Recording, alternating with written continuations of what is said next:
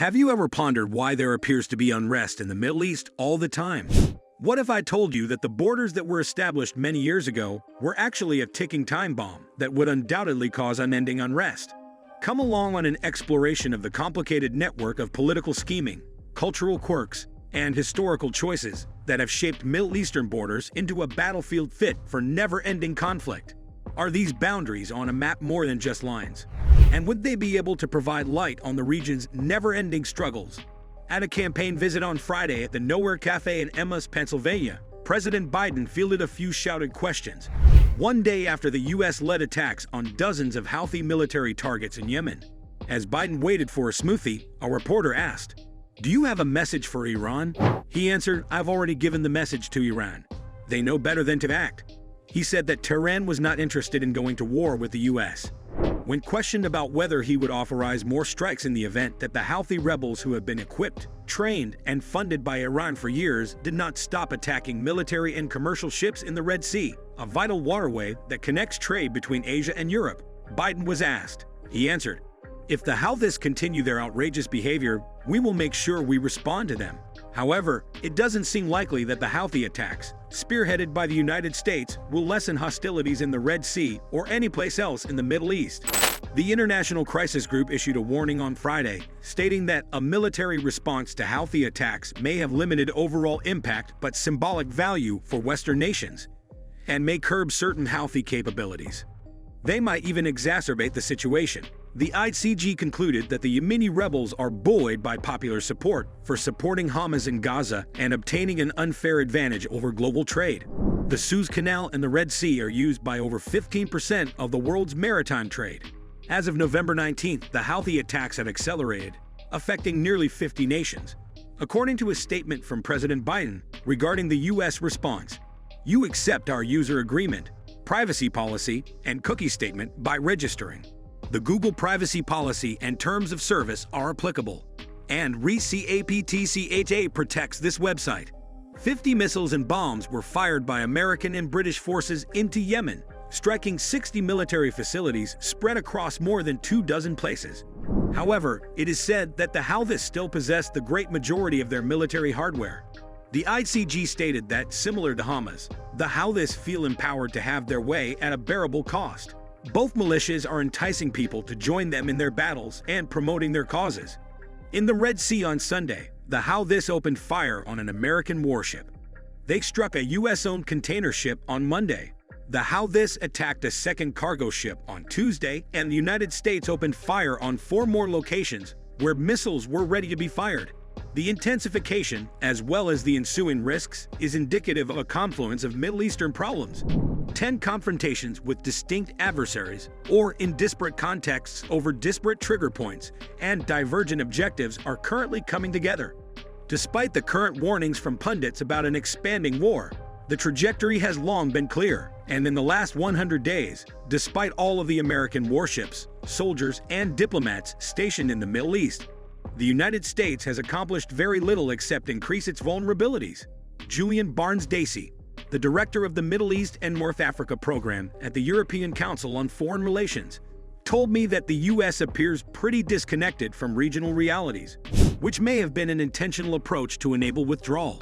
However, Washington appears to be adrift now that it has become entangled in the Israel-Palestine conflict once more.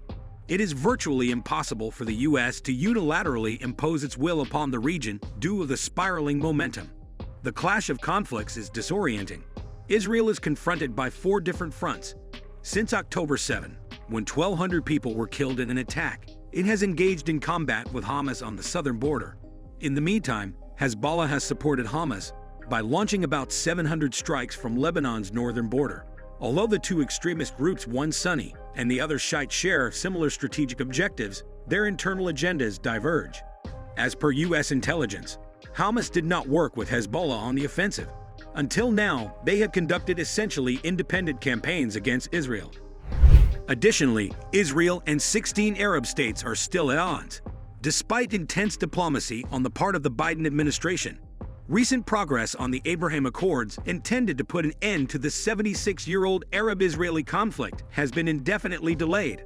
The pivotal point is Saudi Arabia. in the midst of a conflict with the Palestinians, the guardian of Islam's holiest sites, believes that peace with Israel can only be achieved through an agreement that grants their fellow Arabs statehood. A recent Washington Institute for Near East Policy poll found that 96% of Saudis now think that all Arab governments should cut their ties to Israel. Support for Hamas increased to 40% from 10% in August. The United States and Europe have labeled Hamas as a terrorist organization, and U.S. intelligence has warned of growing Arab and Muslim support for the organization. I heard last month at the Doha Forum from dozens of Arabs who, while appreciating or envying Hamas's resolute opposition to Israel and defiance of U.S. influence, denounced the organization's actions and disagreed with its ideology. Defense Secretary Lloyd Austin admitted in December that the civilian population is the center of gravity in this kind of fight, and you replace a tactical victory with a strategic defeat if you drive them into the arms of the enemy. It would compound this tragedy of more insecurity, more rage, and more despair awaited Israelis and Palestinians at the end of this horrible war. The man said, "Syria is the theater of Israel's fourth front, a covert conflict with Iran. It has carried out hundreds of airstrikes against Syrian targets as well as Iranian military forces, equipment, and installations. Since October 7, those strikes have been more intense. Israel targeted Aleppo's and Damascus international airports a few days after the horrors committed by Hamas. Israel is most concerned about Iran's nuclear program, which U.S. officials informed me has been discreetly accelerating since October 7th after slowing down throughout the summer. According to intelligence sources, Tehran is now more likely than ever to be able to produce a nuclear bomb, should it so choose. Houthis, meanwhile, engage in three-pronged combat. They are a Shiite tribal organization that arose in the 1990s with the goal of reviving religion and culture. They have taken control of vital Red Sea area as well as the capital, Sana'a, during the last 10 years. In Yemen, the poorest country in the Arab world, there are 35 million inhabitants, of which approximately one-third are Houthis. When a Saudi-led coalition attacked the Houthis in 2015 with the help of American weapons and intelligence, they launched a naval blockade and over 25,000 airstrikes, turning their insurgency against a corrupt Sunni government into a regional struggle. With the expansion of Iranian military assistance to the Yemeni rebels, the conflict came to be perceived as a proxy war between Tehran and Riyadh. A UN-sponsored peace effort between Saudi Arabia and Yemen that started in April has stalled because of the conflict between Israel and Hamas. According to the UN Refugee Agency, Yemen's situation was the worst humanitarian disaster in the world before to the Gaza war. More than 4 million people have been displaced, hundreds of thousands of people have died, and 21 million now need on humanitarian help to survive. 1 million people may have cholera, and 5 million people are at risk of starvation. Yemen's economy has deteriorated in the meanwhile. The U.S. is becoming more and more involved in the problems in Yemen. America has blocked arms transfers from Iran to the Houthis under both Democratic and Republican administrations. 2 Navy SEALs were lost when waves in the Arabian Sea carried them away, but last week, naval forces managed to seize a dhow that was carrying Iranian missile warheads headed for Yemen. Separately, the Pentagon has targeted al-Qaeda in the Arabian Peninsula with around 400 counterterrorism operations, resulting in the deaths of over 1,000 people. God is the greatest death to America, death to Israel, curse the Jews, victory to Islam, was the Houthis' first catchphrase in 2002.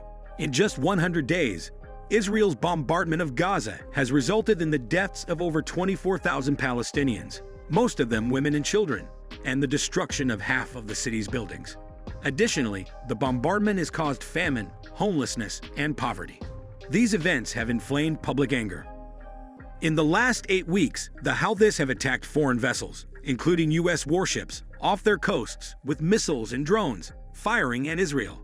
In a televised statement on January 11, the militia leader Abdul Malik al-Houthi declared, "We, the Yemeni people, are not among those who are afraid of America. The battle will be bigger and beyond the imagination and expectation of the Americans and the British," declared top Houthi official Ali al-Qaim on X. In order to contain the last pockets of the Islamic State, whose caliphate fell 5 years ago, American personnel are still stationed in Syria and Iraq in addition to other front lines. The effects of the Israel-Hamas conflict have also been felt by them. Americans have been the victim of 130 attacks from drones, rockets, mortars, and missiles since mid-October, but none of them were from IS. Various militias within the so-called Axis of Resistance, an Iranian-created network comprising main movements in 4 countries and cells in others, have been carrying out the attacks. They have carried out almost 50 strikes on the 2,500 Americans in Iraq and about 80 attacks on the 900 American soldiers in Syria. Numerous Americans have sustained injuries. Now, the U.S. is retaliating. 3 of Kataib Hezbollah's installations were destroyed, and several members of the hardline Iraqi group were killed by U.S. airstrikes on Christmas Day. A U.S. airstrike on January 4th killed Harakat al-Nujaba, a prominent commander of another Iraqi organization. Nevertheless, under the complex web of alliances in the Middle East, these militias are also a part of the Popular Mobilization Forces, a collection of Shiite militias formerly commanded by the Iraqi army, which the U.S. military has sent in to support the ongoing fight against ISIS. The assassination was denounced by Baghdad as a flagrant violation of its security and sovereignty. The following day, however, without a specific time frame, Prime Minister Shia al-Sudani demanded the withdrawal of American military stationed in Iraq, which command American forces in Syria. Not to be forgotten are the long-standing and escalating tensions between Washington and Tehran, which stem from the Islamic Revolution of 1979. The United States accuses Iran of being behind the deaths of hundreds of American soldiers in Afghanistan, Iraq, and Lebanon. They now confront each other in the Israel-Hamas conflict with existential consequences for their friends that could spread to other areas of the region. Monday night, Iran launched missiles close to an American military installation and the American consulate in Erbil, a Mossad spy center in northern Iraq. According to the Revolutionary Guards, was the goal of the operation. It was allegedly responsible for developing and launching espionage operations and planning terrorist activities in the region, especially against Iran. The attacks were deemed reckless by the State Department. The terrible irony is that Tehran and Washington both wished to prevent more hostilities. The National Security Council's Strategic Communications Coordinator, John Kirby, told reporters on Tuesday that we're not looking for a war. We don't intend to grow this. Dan Kurtzer, a former U.S. ambassador to Egypt and Israel who participated in the peace process in the United States under both Democrats and Republicans, told me that the merging of numerous wars was probably unavoidable. Extremist groups have found a way to fill a vacuum left by the lack of viable ideas and isms, sometimes by accident. He claimed that extremely ineffectual secular movements have lost credibility as a result of those movements' rise to legitimacy. One long-term trend is the increasing perception that non-Islamic secular states cannot match Islam's solutions to the region's problems. The depth and maturity of the non-state actors is another element.